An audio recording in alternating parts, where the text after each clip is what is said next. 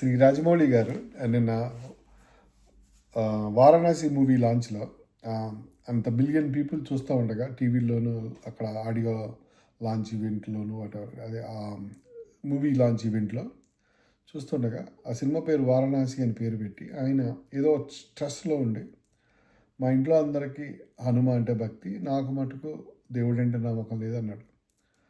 ఆయన చాలా బాధ్యతతో మాట్లాడాల్సిన వ్యక్తి, ఎందుకంటే ఆయనకు పద్మశ్రీ కూడా వచ్చింది. దానికి తోడు ఆయన 1 మిలియన్ పీపుల్ చూస్తూ ఉన్నారు. ఇప్పుడు ఏంటంటే ఇక్కడ సమస్య తెలుసుకోవాల్సిన విషయం ఏంటంటే, నీకు దేవుడు అంటే నమ్మకం లేదనే ముందర నాకు దేవుడు అంటే అవగాహన లేదు, లేకపోతే నాకు దేవుడు అంటే నాకు అంత జ్ఞానం లేదని చెప్పుకుంటే బాగుండేది. ఎందుకంటే ఈ ఇక్కడ ముఖ్యంగా మీరు హనుమాన్ని రిఫర్ చేశారు కాబట్టి, ఈ సనాతన ధర్మంలో దేవుడు అంటే ఒక డెఫినేషన్ ఏంటంటే, దేవుడు అంటే మన ఆడియో ఫంక్షన్ సక్సెస్ చేసేవాడు, మన ఆడియో ఫంక్షన్లో మైకులు పనిచేయకుండా పనిచేసేలాగా హెల్ప్ చేసేవాడు కాదు. సనాతన ధర్మంలో దేవుడు అంటే అహం బ్రహ్మస్మి, బ్రహ్మ సత్యం జగం మిథ్య, బ్రహ్మం ఒకటే. సో నిన్ను నువ్వు అందరిలోనూ చూసుకుంటూ, అందరినీ నీలో చూసుకుంటూ అలా ఏకమవగలగటమే దేవత్వం. దేవుడు తాను సృష్టిని క్రియేట్ చేయలే, తానే సృష్టిగా మారాడు. సో నీ కళ్ళ ముందర కనపడేది, దానికి తోడు దాంట్లో నీవు కూడా కలిపి, నీ శరీరం ఏదైతే అంతా కలిపి అంతా దేవుడు, అంతా ఒకటే. అలా అనుకున్నప్పుడు, అలా ఏకమవగలిగినప్పుడు నువ్వు లెజిటిమేట్గా కోరుకునే ఏ పనైనా జరుగుతుంది. నీ సత్సంకల్పాలన్నీ కూడా నెరవేరుతాయి. మానవ ప్రయత్నానికి దేవ సహాయం అలాంటప్పుడు ఖచ్చితంగా ఉంటుంది.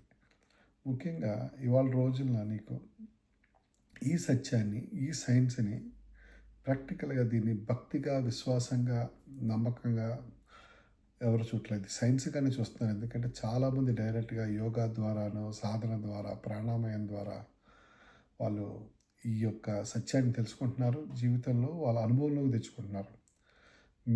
బిలియన్స్ ఆఫ్ పీపుల్ ఉన్నారు ఇవాళ.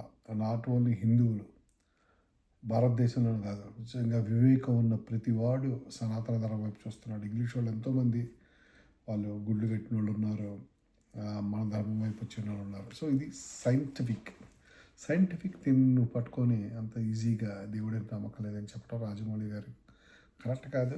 కానీ ఈ సందర్భంగా చెప్పాలి, వారసుడు అదేంటిది వారణాసి అనే టైటిల్ పెట్టడం చాలా మంచిది. నాకు చాలా సంతోషంగా ఉంది, ఎందుకంటే మీ సినిమాని ఇంకొక 1 బిలియన్ పీపుల్ చూస్తారు. వారణాసి అనే పేరు ఇంకొకసారి 2 చోట్ల మారుమవుతుంది, వాళ్ళందరికీ పుణ్యం కూడా వస్తుంది. మీరు రాముడి పాత్రలు తీస్తున్నారు, అంతా కూడా మన ధర్మం మీద. మీరు ఒక అడ్వెంచర్ మూవీ అన్నారు, కానీ అడ్వెంచర్ మూవీ ఏదో ఇండియానా జోన్స్ లాంటి మూవీ అన్నారు, కానీ చివరికి మీరు ఈ బ్యాక్గ్రౌండ్లో సినిమా తీయటం మటుకు చాలా సంతోషంగా ఉంది. ఇది మీ ఒక్కరి కృషి కాదు, స్టోరీ రాసిన మీ నాన్నగారు, మీ బాబాయ్ గారు, ఆ తర్వాత మీ ఇంట్లో వాళ్ళందరూ మీకు మంచిగా అండగా ఉన్నారు. దయచేసి సక్సెస్ బాగుంది, కానీ సినిమా ఒకటే పరమావధి అనుకోకండి. సమాజం శ్రేయస్సు కూడా కోరుకున్న వాళ్ళైతే భగవంతుడిని గుర్తించండి. భగవంతుని గుర్తించడం అంటే ఏదో గుడిలో ఉండే ఆ వెంకటేశ్వరం కొబ్బరిగా కొట్టడం కాదు.